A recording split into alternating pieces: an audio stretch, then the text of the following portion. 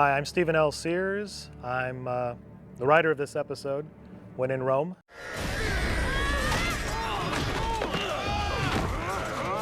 This episode opens, as you just stated, opens in Gaul. The interesting thing about this episode, for me as a writer, I do a lot of reading with history. This has a lot of history in it that is actual. Xena gets accused many times of messing with history. There are two storylines from history that I borrowed. One of them is the story of a warlord, whose name is hard to pronounce, Vercingetorix or something like that. I shorten it to Vercingetorix to make it easier. He was an actual warlord who served with the Roman army, then left the Roman army and organized the tribes of Gaul to fight the Roman legions, and he successfully did this for a while. The other story has to do with the triumvirate of Rome, which was Caesar, Crassus, and Pompey. So what I actually did is I just took Xena and added her into the mix of all of those real historical stories, just to see what would happen. Our stunt unit was pretty incredible. I was amazed that they were able to shoot these fights as well as they did with the scope that they did. And in fact, many of these fights were shot days or weeks after we finished the actual episode, and the fact that they could just combine them seamlessly. I'm sure many people have watched episodes and not realized where Lucy was in the scene and where a stunt double was in the scene. They're just incredible with this. Now this part of the story here, this is Crassus. And this, once again, in history, this actually happened. Crassus was captured in one of his little adventures, and he was assassinated. But here's the Xena difference. She jumps in and saves him. This is where our history diverges.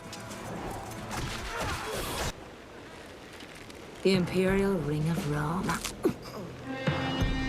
An important aspect of Xena that she knew a lot of pressure points, not just the pinch on the throat, but a lot of different pressure points in the body. We discussed that quite a bit. How would she know that? And we figured she'd seen enough bodies opened up on the battlefield that she'd know pretty much everything she could be known about. Now, this, I love this. This is how are we going to create Rome? I want control of the aqueduct. It was done as a match shot. We'll talk about that more when we get to the stadium. With Crassus dead, I can take what I want. Do and you'll get a civil war. The people are with me, Pompey. It's spectacle. That's what they want. That's what I give them. The true point was that Caesar did have the favor of the people. That was his power base. Pompey's power was that he had an army. The army followed him. And Crassus's power was more financial.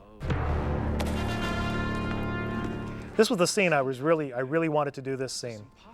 Xena walks right into the heart of Rome and goes right up to Caesar. Sorry about your soldiers. We're playing tag in the Forum, and I gotta tell you, they don't lose well. This is Xena. One of the things to pay attention to in any of the episodes is when there's a plan. At what particular moment does Xena have that plan formulated in her mind? As this episode goes on, there's a very elaborate plan from Xena. And as the writer, working into the mind of Xena, she had that plan completely worked out at this point. For the audience, you needed to be surprised. So there were some red herrings and some, hook, line, and sinkers in there. But for Xena, everything played out almost exactly the way that it was supposed to. By the time he discovers that it's Crassus in the cell, it'll be too late. And that's the plan, right? The whole plan? What are you getting at? Look, I know you. Now, this is an interesting point with Gabrielle. Before she would trust Xena implicitly, she's questioning her now. Yeah, like that. This is an extremely important change in her. She's becoming an adult. She's starting to stand up to Xena and question what Xena's choices are.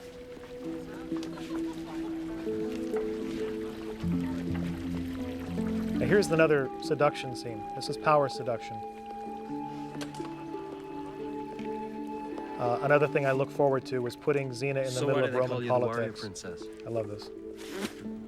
Because Caesar was taken. Like you. But one of the choices that Lucy made here I'm not a likable that I really liked Neither was how she deliberately stood out from social custom. Notice the way she's eating the food, cutting up herself. I mean, she's crude. She's the outsider. Even though we know Xena doesn't have to be like that. She's making a deliberate choice. Lucy made that choice for her. When she says she'd be back? When she's ready to come back. Does she often leave you in the dark with the plans? No. But she has done it, hasn't she? One of the things Renee was very good at doing, I understand. You forget she could I'm play a lawyer, lot too. just off of her Many face, times if I without told my dialogue. soldiers my plans, I would have I had would to- write something that was is as that? simple as we Do your can see the soldiers have concern on something her against face. murdering innocent people? And she would actually make that a There are no major innocents on turning the point. battlefield. And that happens at the end of this scene. What about the people of Gardinas? I have yet to figure out exactly how we shot the burning rope sequence you're about to see. I don't know how we did it, but he had to get out of those ropes somehow. When I wrote it, I did not expect that somebody would actually put their hands into the fire to burn the ropes.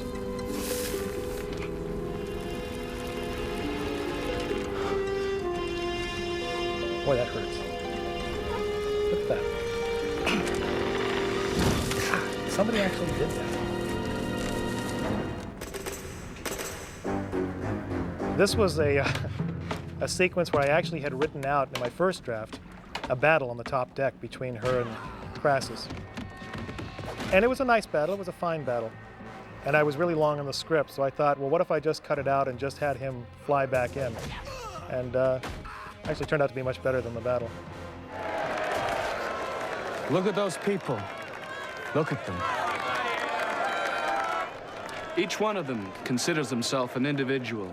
Now keep in mind, Caesar's power truly was the people. He could not disappoint the people. And that's what I used in this particular case. I wanted to put him up against a wall where he had to do something he did not want to do, but if he didn't do it, he would lose his power base.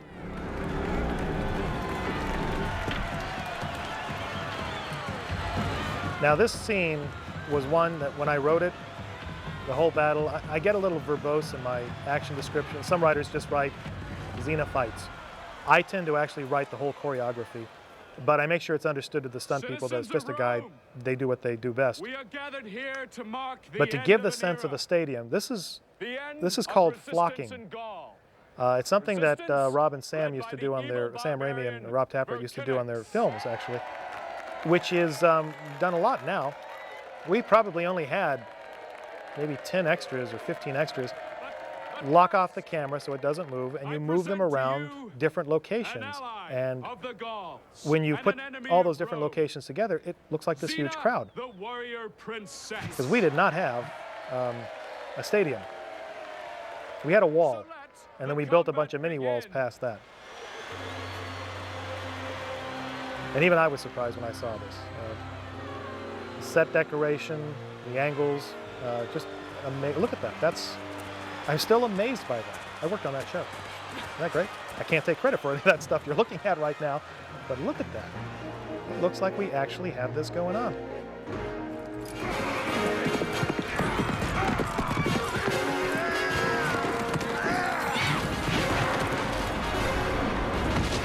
I still think this is one of the more incredible visual fights that we've had in the show. And that's in a pretty large list of incredible shots. But the matching of all the flocking, the stadium size, the horse maneuvering, visually it's just incredible.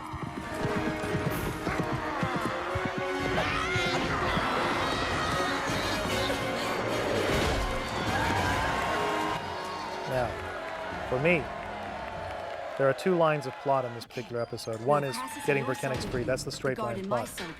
But what is the heart of the story? The heart of the story is what's going on with Gabrielle right now. That's the heart of the story. Without telling that part of the story, the rest of this is just dancing around, jumping, fighting each other.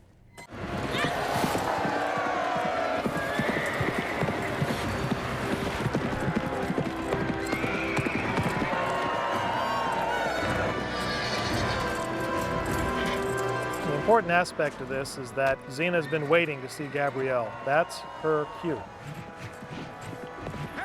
We wonder why it's been so easy to defeat her and beat her up. And we know she's a hero. See, there's Gabrielle. Somehow Xena picks her out of all those people. It's that connection they have. We can't even talk about that. So now she knows, okay, I can cut loose. I'm going to stop pretending. That was a great shot bringing down that horse. My dad one time went for a walk in his neighborhood in Florida, and he saw this guy who was about 80 years old doing swordplay in his front yard. And my dad said, "Why are you doing that?" And the guy said, "Oh, I just watched my favorite show, Xena." And then he turns to my dad and he said, "You know, you should watch that. There's a guy on there with his name is Sears, just like yours." And my dad said, "I know, that's my son." And the guy said, yeah, right, but seriously, you should watch it." And that's where we find out that Gabrielle made her choice. She started this episode by saying, "I cannot be a party to some man's death when it's unnecessary." Or actually just some man's death. And now she is an active participant in his death. That's an important change for the character. It's a huge change.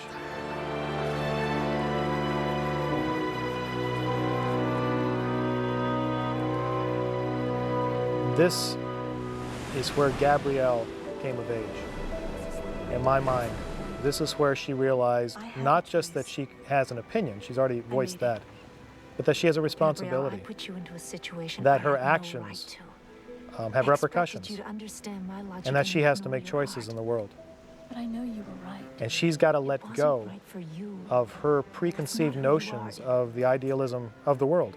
If When I she had went to off do with this all over Xena again, 3 years Still ago, do it. she was hoping to see this if I wonderful couldn't world. find another way, I would. And the world's been attacking her ever But I since, wouldn't because it's a include you. harsh world, and she's tried to I'd be hold on hurt to if whatever you she didn't. could. But to survive in this world, you have to understand the reality of it. You have to make choices, and it was something she'd been holding How out many more on. times you gonna She fall? knew a long time ago that this was going to happen. Not this How many more particular times am I incident, but gonna that this hurt you? kind of a moral choice would happen. You are the most dear thing But to she me tried to of all. hold on to her naivete. And yet instead of protecting Actively. you, I'm here because I want to be here. So this discussion, though, about I love you, between Xena. Xena and Gabrielle at this point, this is truly Xena feeling regretful I love about, you too, Gabrielle. let's face it, she used Gabrielle throughout this entire thing, and she feels bad. But this part right here, the dropping of that ring, that's her letting go. That is Gabrielle letting go of her preconceptions of the world and her place in it. And letting go of the naivete. By dropping that ring, she's made a choice. She said, "I understand what I have to do and I understand the responsibilities. And even with this on my conscience, I still want to follow you." Well, that's the episode. I hope you enjoyed it. I enjoyed watching it again, and it brings back a lot of good memories. So thanks a lot. Take care.